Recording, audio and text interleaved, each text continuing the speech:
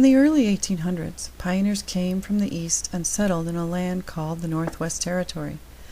The land was for sale, and it did not cost a lot of money. People wanted to move to a place where they could own land so they could have a farm of their very own. Some pioneers were poor, but some had money when they came. They traveled in covered wagons, and they brought as much of their stuff as they could fit into the wagon. The pioneers would have to live in their wagons until their homes were built. It wasn't so bad in the summer, but it was horrible in the winter. When you build a house out of logs that you cut yourself, you will end up with spaces between the logs.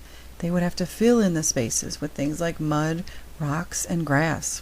The log cabins they built had a fireplace. This was to heat the home and to cook in. Michigan was the fastest growing area between 1830 and 1840. Stevens T. Mason was 22 when he became governor of the territory in 1835. Michigan became a state in 1837. The capital was Detroit. They moved the capital to Lansing in 1847. As the forests of the east were depleted, logging companies moved west into the Great Lakes area. From about 1840 to 1900, most of the Michigan forests were cut down for farms and to produce lumber for buildings, ships, and mines. Michigan was the nation's leading lumber producer between 1869 and 1900.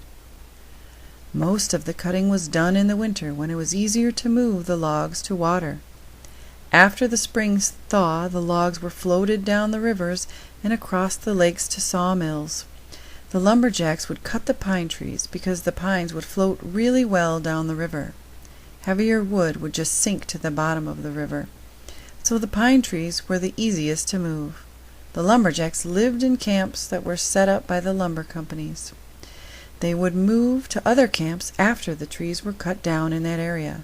Around the year 1900, Michigan citizens started to worry about the future of forests in Michigan. They were concerned about the way our forests were disappearing. This was the beginning of the conservation era.